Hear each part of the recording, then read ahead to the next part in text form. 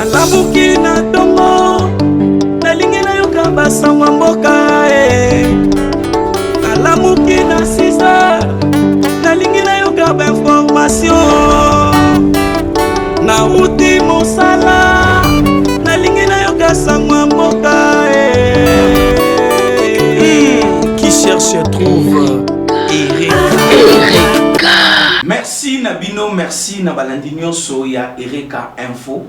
Merci Nabino ozo continue toujours kolanda kabiso na ba programme o tozana yango. Lelo tozali na programme o ezali pe spécial programme oyo eza un programme o etali éducation. Nayambi bongo un acteur il y a éducation, c'est-à-dire un promoteur, il y a une école oyo ezali lisolo nango ezo betama déjà collège ça marche. Collège ça marche oyo kambama et pas il y a invité nangai et le promoteur bienvenue Mokabi bonjour. Bonjour de compagnie. Oui, to sepeli makasi oyo ko ya lelo na studio na biso ya magazine Ereka po ete ya solo to kabolama mokele kamotele éducation to yeba pe ça marche eza ko kenenenge nini pe misala nini to ba service nini collège ça marche eza ko pesa na population ya Congo. Na bandeli susu mbote boni collège ça marche. Merci de compagnie sango. Ngai na pesio na tondi botondi pona motuna o etali collège ça marche ndenge déjà au sali présentation toza wana pona éducation et na yambwe tena banda il faut na pesa mbote na balandi nyonso ya Ereka télévision mais également na ba parents pe ba élèves nyonso oyo baza na kati ya collège ça marche ou bazo continuer pour ça la vision où ils ont trop jeune confiance na pesi ba mbote pe bolandi bolam. Question liboso tokotala tozomona lelo bato baza koloba ke ba diplôme ya awa bato bazo ba diplôme na Congo ba diplôme ngo bana bazo mériter yango te nini ezosala ke ezala ke lelo zomona un diplômé d'état azali même na difficulté même ya expression ya pamba. Ah, merci de compagnie sango par rapport ya mutuna nako banda kopesa ya na mutuna na bozwa idée ya ndeko Nelson Mandela alobaki l'arme la plus puissante pour combattre le monde c'est l'éducation. Et pour na mboka na biso et tombwama uwe kenda liboso eloko ya makasi oto ko sala eza ko restaurer système éducatif na mboka na biso. Motuno tuni par rapport ya bana ndenge bazo tanga ba classe bazo diplôme d'état et niveau vraiment exaté. Oui, c'est eza d'actualité par rapport ya réalité actuelle mais particularité zali ndenge balobaka na règle nyonso exception za ngate. Na mona que collège ça marche eza na ba première expérience nango et c'est une nouvelle vision ndenge tozoloba toza comme un vent nouveau comprenant cette réalité où eza que bana bazo si ça va classe mais niveau vraiment exaté biso toye na ajout moko toye na particularité moko ko résoudre ba problème wana raison pour laquelle on mona que promotion nyonso bana nyonso bazo tanga na collège ça marche bazana bazo se défendre bien et ba diplôme nyonso tozo pesa bana bazo se défendre puis bazo zwa instruction ou esengeli pona bango raison pour laquelle on mona que même nga en tant que promoteur je crois l'année passée to pesa diplôme d'état 100% na bana nyonso bazalaki et na kati ya bureau ya coordination ya collège ça marche plupart ils a ba élèves oyo ba silisi na collège ça marche vie capacité na bango vie instruction au bazui ba koki ko se défendre bien na kati ya société bazawana baso travailler pour na bien-être ya mboka ekinda liboso. En tout cas pour na biso na collège ça marche hypothèse wana que bana ba sisi classe bazo zo misala te pour se défendre te ils a faux parce que tous un corps professionnel où ils a qualifié et vision où ils a clair et net ils ont même bana na centre ya éducation na bango encore. En tout cas na ça marche il y a pas match. Sélection na bino bosala kandenge nini pona kozwa ba tangisi to pe ba très bien de compagnie sans ça mutuna moko ya malamu voilà les problèmes oyo eza makasi na système éducatif na biso okomona mutu aza du domaine te aza qualifié pédagogiquement te à se retrouver na kati ya domaine enseignement matière oyo il faut tangisa ayebi yango te c'est ça qui pose le problème. Alors ba critère obiso tozana na kati ya collège ça marche pour na ko recruter ba enseignant tous un critère simple avant que tu sois engagé en tant qu'enseignant na kati ya collège ça marche tu dois nous présenter un diplôme qualifiant et attestant que osa vraiment pédagogue de formation, que ce soit à niveau maternel, primaire, mais également au niveau des humanités. Au niveau humanité, tous autres plus enseignants au basali IPN, au basali ISP pour bangonde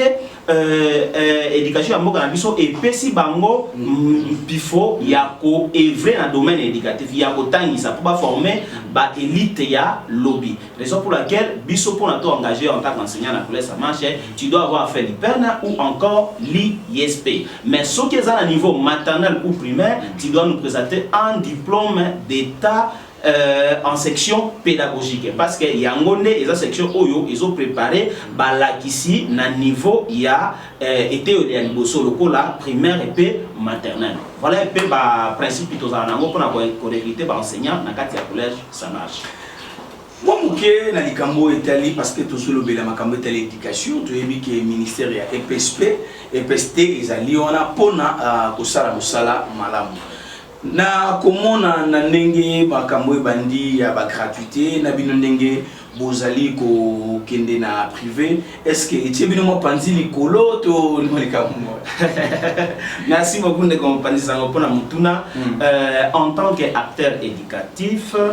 na ko yanwa na mutuna wana en deux volets. D'abord éducation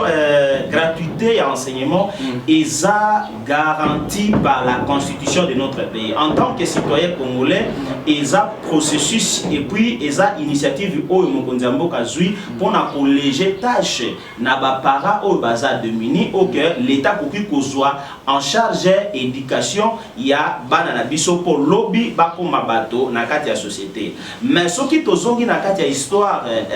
ya mokili to komona que premier pays à ko décréter gratuité à enseignement eza Cuba. Et na kati ya pays wana Cuba il y a les écoles privées. C'est-à-dire dans tous les pays où la gratuité de l'enseignement est garantie, il y a toujours les écoles privées qui fonctionnent. Malheureusement, et pas la biso, les avamoko et un nouveau régime où il y a Papa Félix Tshisekedi. En tout cas, ils ont elogomoko et bouja qui en paix dans un premier temps. Mais difficulté, c'est que qu'on décréter gratuité. L'État congolais a zakakate na secteur ya éducation pour na couper sa makokinyoso. Ba secteur ya vie eza ebelé. Raison pour laquelle en décrétant la gratuité d'enseignement, vu ba nombre insuffisant il y a infrastructure scolaire. Bana bazalaki un peu moins débordé, para bazalaki un peu décis na qualité à enseignement parce que bana va se retrouver qui 80-60 na kati ya classe monko alors que principe pédagogique ils ont limité nombre ya bana na kati ya classe pour na bana ba koka kozwa normalement la classe mon na bala oza combien pas combat ba tanga. Très bien, la pédagogie nous dit ceci, nous impose ces principes que na une classe normale, c'est une classe qui ayant au moins 30 élèves. Parce que moi, la classe où il y a 30 élèves, enseignants ou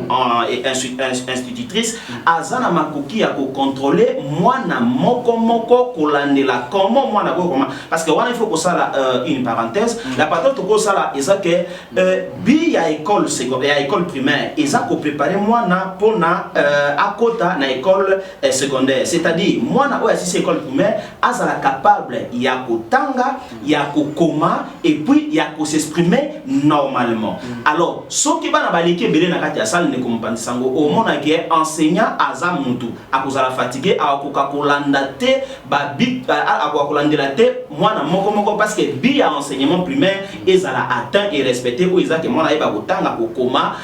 pe ko loba malam. Raison pour laquelle principe ya pédagogie lobi bana il faut pas à la 30 par classe pour permettre enseignant à landela mwana moko et bi ya enseignement primaire ezala atteint.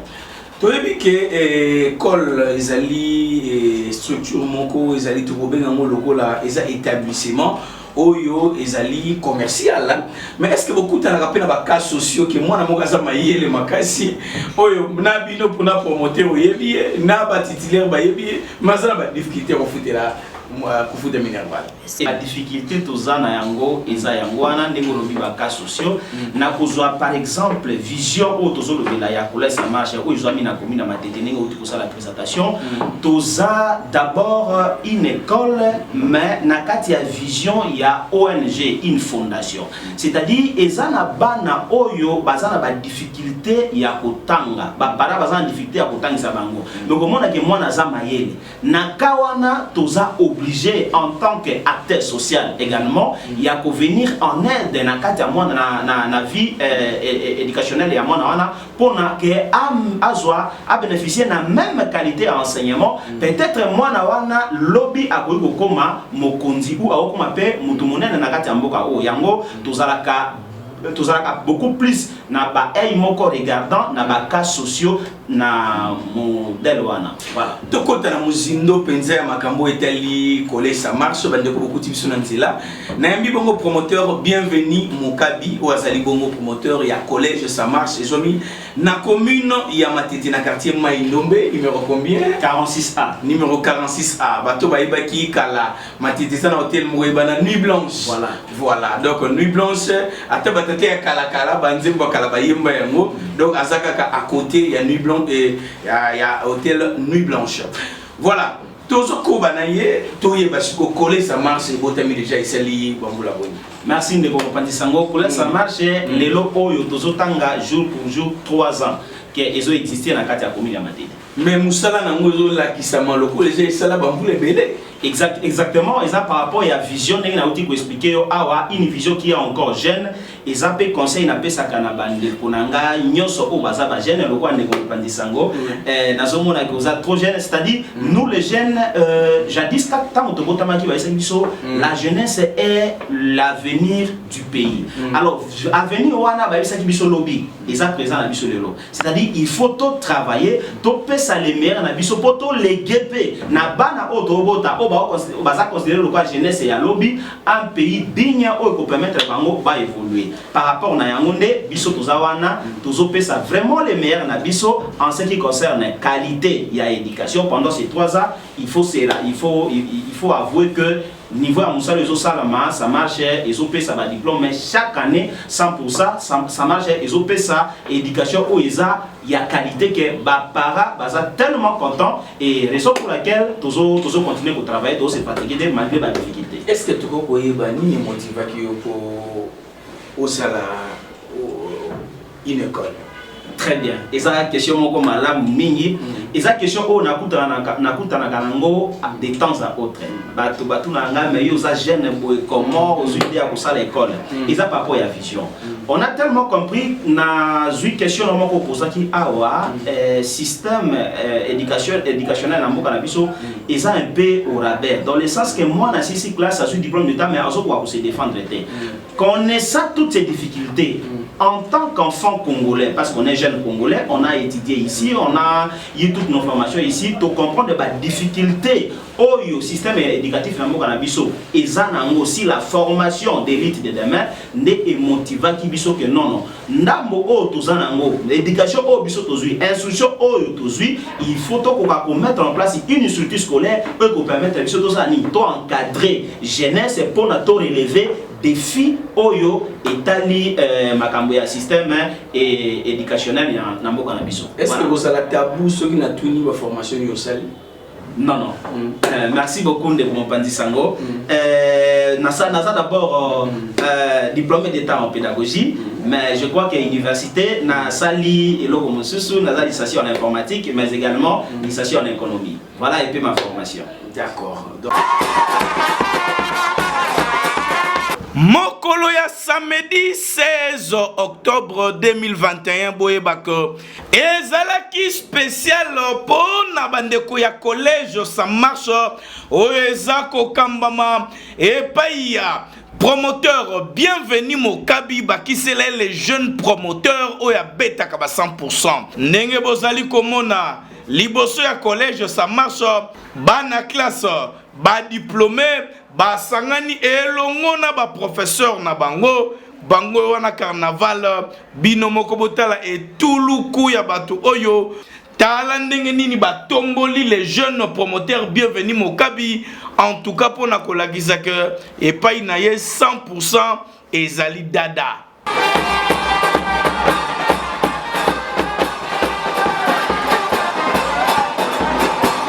Batambola ki commune ya Matete en tout cas ba maman ba papa bazali ko kabola ba dépliant pour na kolakisa que spécial inscription ya Exeta 2021-2022 ezali awa na collège ça marche na $100 ya pamba toute l'année maman soki mwana na yo azwa te ya liboso ya mibale yaka na collège ça marche awa ezali quand vroom. C'est très bonne, très magnifique. Nous avons obtenu notre diplôme, nous tous. L'école a fait 100%. Nous sommes dans la joie, nous sommes très contents de notre école et de la manière que nous avons travaillé. C'est pourquoi j'invite tous les élèves de partout où ils sont, là où ils ont échoué, qu'ils puissent venir au collège, ça marche. Là, c'est l'assurance, l'assurance toujours. Donc, nous, 100% toujours. Ça.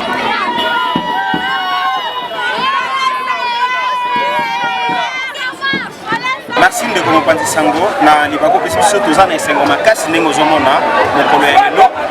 par rapport ya résultat oyo collège ça marche sali 5 options nyonso tosali ba 100% raison pour laquelle to dédié journée oyo ya réjouissance to se bana oyo nyonso basoki pa na biso na yango omoni ndenge tutamboli na ba image ndenge ezoleka tozo sensibiliser ba candidat oyo nyonso ba échouer. Merci na bino bo landi ba image wana bo moni ezali carnaval oyo yaki ndenge nini ya ko exprimer esengo na bango na bana classe omoni nombre wana o bana ebele bazali collège ça marche na 3 ans ya pamba me musala esali en tout cas na commune ya Matete soki mutayo ki lisolo ça marche te c'est ka ça na Matete ça marche au lobby 3 ans bo sali na 3 ans wana nyoso bo beti ba 100%. Évidemment, na 3 ans où tout ça na collège ça marche, tout petit car ça pour ça, première année tout ça pour ça, deuxième année tout ça pour ça et puis troisième année ndeka ba utula na carnaval voilà tout ça wana vraiment toujours bunda pour bana base ba diplôme d'état ba monyos. Vision besoin ça marche pour ça ezali beaucoup commandé. Merci de comme pandi sango pour na mutuna vision na biso ya ça marche d'abord ils ont résumé autour il y a instruction, il y a bana, il y a Congo. C'est-à-dire, tous en apostolats former élite de demain. L'arme la plus puissante pour combattre les mondes, c'est l'éducation. Et celui qui total en amour meilleure richesse que la bana les enfants congolais, ils ont une bonne éducation. Voilà vision oyo ça marche à Zanango. Mais pour avancer, pour atteindre l'objectif, ils ont des méthodes et techniques auto utilisées. Ils ont banawana au centre il y a préoccupation na bango moko, il y a instruction na bango moko. C'est-à-dire faire travailler plus les enfants afin que banawana bakoka ko acquérir niveau moko oeza mutuya o permettre biso permettre biso to atteindre l'objectif na biso oeza que bango ba remplacer biso lobby. Mais en ce qui concerne la vision, la destination au tozo nango n'a ko profiter ko annoncer puis ko informer les parents. La vision elle est grandiose. Vision toza nango eza tellement munene o eza que to comme à niveau ya ko tonga une école moderne avec des conditions d'études oyo eza appréciable par rapport à principe pédagogique et avec le temps pour atteindre la vision de Bishoana, mais déjà, vie Moussala Nengezo Salama, Nakatia Komi na Matete, en tout cas dans ces 3 ans, para basali biso tellement confiance par rapport à instruction et puis éducation auto bana chaque année nombre zo matato chaque année nombre ya bana et mataka kaka et jusqu'à tel point qu'il y a un niveau haut toza obligé n'engé tozo annoncer ba para déjà que année prochaine toza na vision il y a ko lancer extraction mususu kaka na commune na Matete vie nombre croissant il y a bana o bazoya du jour au lendemain pona ko s'inscrire na kati ya collège ça marche pour landa vision et qualité enseignement oyo eza na kati ya collège ça marche. Collège ça marche dans la section. Merci beaucoup ndeko Mopandi Sango. Par rapport il y a ba section au collège ça marche eza ko organisé. Toza d'abord la section maternelle cycle complet, toza la section primaire cycle complet, c'est-à-dire que dans la première année primaire jusqu'en 6e année primaire. Et puis toza na cycle ya éducation de base aujourd'hui 7e et 8e. Mais na humanité toza tellement la section ebelé et bah oyo tozo faire fonctionner yango pour le moment eza loko la section littéraire, toza na pédagogie, toza na biochimie, toza na littéraire, toza na commercial, toza na coupe couture, toza na électricité et puis toza na mécanique. Mais avec le temps loko la tozo installé déjà une deuxième extension. Je crois que eza na ba section mususu oyo tokobakisa. Je crois que à travers micro na yo ba para ndenge bazaka na confiance na journal Ereka ko kakolanda ndenge to communiquer ba nombre ba section oyo tokobakisa pona année prochaine na ba extension oyo to ko sala ngo na matete. Est-ce que tant bozo bakisa ba section ba matériel didactique oyo salake bato bana wana basala bazala pena ba laboratoire nini pour prévoir ya monioso? Exactement, je crois que au komona ba nani image oyo et ezoleka wana déjà ndenge bana déjà ya section laboratoire ya section biochimique comment bana basala la pratique chaque samedi. Je crois que ba image ezali ba para bazomona. Mais ça aussi il faut avouer ndenge toza boye toza na ba difficulté parce que toza une école purement privée, tozo bunda juste na ba moyen oyo toza nango biso moko avec les parents les faibles moyens ba para ba pesa biso tozo s'organiser en fait que tomeka ko mettre en place une structure scolaire moderne. Mais à travers votre micro tozo continuer toujours pour la Sembela parce qu'il y a des grands, il y a des responsables oyo baza peut-être un souci il y a ko aider éducation ya bana ya mboka na biso pour na bana biso et na liboso mais bazo so ba structure fiable te ou ba ko se confier pour na ko investir na kata domaine éducation. En tout cas l'école ça marche ezawana eza maboko tellement tendu ko zela ba offre nyonso oyo ba grand oyo ba homme d'affaires ba bailleurs de fonds des grands politiciens congolais ba koki ko sunga biso na ba matériel comme ba informatique, bah, laboratoire wana moderne et puis les ateliers comme les ateliers de coupe et couture, tout ça, on en a besoin. Donc, en tout cas, ceux qui volonté à Kosunga collège Zali et que surtout que nous sommes encore trop jeunes, toko boya tête aux awana, bah à travers yon de compagnie ça, on a vu que va vous habiller facilement. Est-ce que l'école peut travailler en partenariat là-bas? Vous avez rappelé? Bien sûr que oui, école et qu'on travaille en partenariat na mutu nyonso parce que biso tous dans le domaine de l'éducation. Mutu oya moni vraiment que non, oui, azana ba moyen na ye, azana posa asunga biso, a sponsoriser biso. Je crois tozana ba partenariat na ba société locale ba Scolap et na ba société mosusu ba organisme mosusu internationaux oyo bazoko ka kosunga biso na ba matériel parce que ça aussi il faut annoncer. Je crois que na matete eza une première parce que l'école ça marche aujourd'hui na recherche il y a un objectif na vision na ye to comme à niveau ya ko installer internet de manière permanente na kati ya école pour na et permettre bana ba recherche et ba koka ko apprendre comme il faut et pas plus tard que des années passées pour les cas na ba moment ya tribulation Covid bana bazala qui obligé ba na banda ko ba kata apprentissage et par rapport à l'expérience wana l'école ça marche c'est organisé couper sa main ba enseignement à distance c'est-à-dire à travers internet permanent na niveau ya école enseignant a koki koya na kati ya site ya collège ça marche atiki travaux moi na yé à sali ba recherche azui azo travailler na ndako voilà un peu ba innovation oyo collège ça marche et yé nango na kati ya commune ya Matete et toujours continuer vraiment pour la Sembela que ba para ba continuer ko sa confiance. Année ici bandaki bana oyo ba zana ba niveau ya 6e musu akatanaki et est-ce que ba tu wana place ta mongo zana musu? Pour le moment non. Parce que tu travailles à le programme il y a éducation nationale.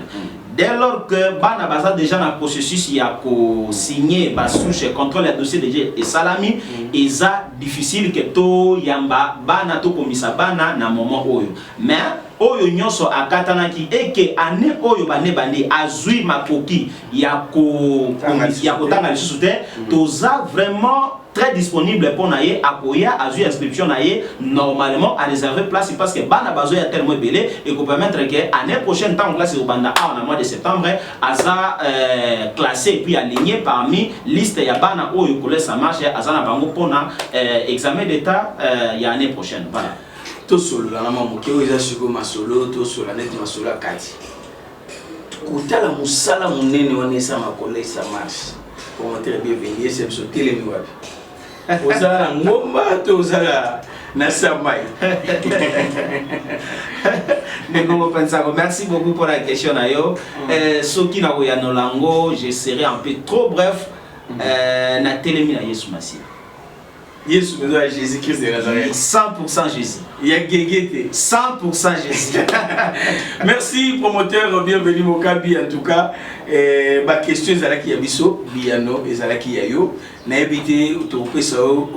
parce que tous les idées, tous en makambu ebele ya koloba. Kasi pona lelo, ni no la caméra au lancer message aux matuna mutema wana pour na coller ça marche. Merci Ndeko Mopandi Sango pour na libaku malamu pesingai ndengo lobito komi na suka message o ezo matanga na mutema eza pour na ba parents nyonso o bazola ngai nano basali inscription nano bazui libaku ya ko kotisa bana bango na kolesa marche te en tout cas kolesa marche eza maboko ya kofunga na ba niveau nyonso voilà ezo zela bino boya kokomisa bana na kati ya kolesa marche pona bana na bino ba bénéficier na qualité ya éducation oyo ya solo et kosala bango ke lobby bazala bato na kati ya société ba koma ba journaliste ya malonga ba koma ba promoteur ba koma ba politicien ba koma ba économiste en tout cas mboka na biso eza na besoin ya bana oyo ba kozwa relève na yango lobby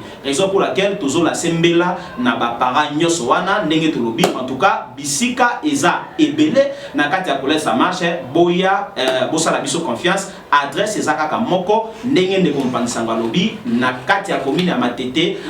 quartier Mainombe numéro 46A tous les services ba bureau na biso ezalaka polele ko banda 7h du matin jusqu'à 17h30 wana soko leki na adresse wana okokuta na ngai moko le promoteur naza wana équipe mobimeza wana tokoyamba yo et puis okozala décider Kobi tungisate parce que commune ya Matete na quartier Mainombe place collège ça marche ezali okozindate route eza asphaltée okokota kimia okotelemisa partout ko uta commune nyonso ko uta okozala na kimia pe côté wana sécurité ezali makasi. Merci promoteur. Un mot pour le magazine Ereka. Merci beaucoup de Mpandisango na tondi yo botondi yo vraiment na yebite lo oni na ko koloba pour na magazine Ereka eza magazine oyo eza au top magazine oyo eza kambami na un jeune oyo azana vision et ya munene et en tout cas mutu nyonso azo apprécier yango na pesi bino magazine Ereka bon na pesi bino botondi na musala nyonso bozo sala pour na mboka en tout cas c'est comme ça qu'il faut faire pour na kendo mboka na biso salini et kenda liboso en tout cas magazine Ereka et umela. Merci na bino nyonso bozo continuer ko landa biso merci na invité na ngai na yebike tokosala na ye ba tokosala na ye ba séquence ebele tokozwa na ye tokosola na ye bokozwa ba détails ebele toujours na magazine na bino Ereka. Pona lelo tokomi na biso na suka na pesi merci mingi na mutasimaki cadrage kuna et l'archer Ndinga Nkuvu nde na bengaka ye merci mingi na équipe nyonso de travailler mon magazine Ereka bune bozo continuer ko s'abonner massivement to sengi yoka juste ko s'abonner o monika ngunga wana o fini poser la notification yo posa na besoin makambo salaka eyebana adresse za semoko Ereka Info TV Ereka Info Magazine les alliés pour la bino biso de commune suka tolobi tokutani mikolo sali koya la télé récolte d'informations ya sur la fait des sociétés oya Kinshasa masolo ya promotion kaka Ereka équipe ya ba reporter bien formé et pas ya coach Malou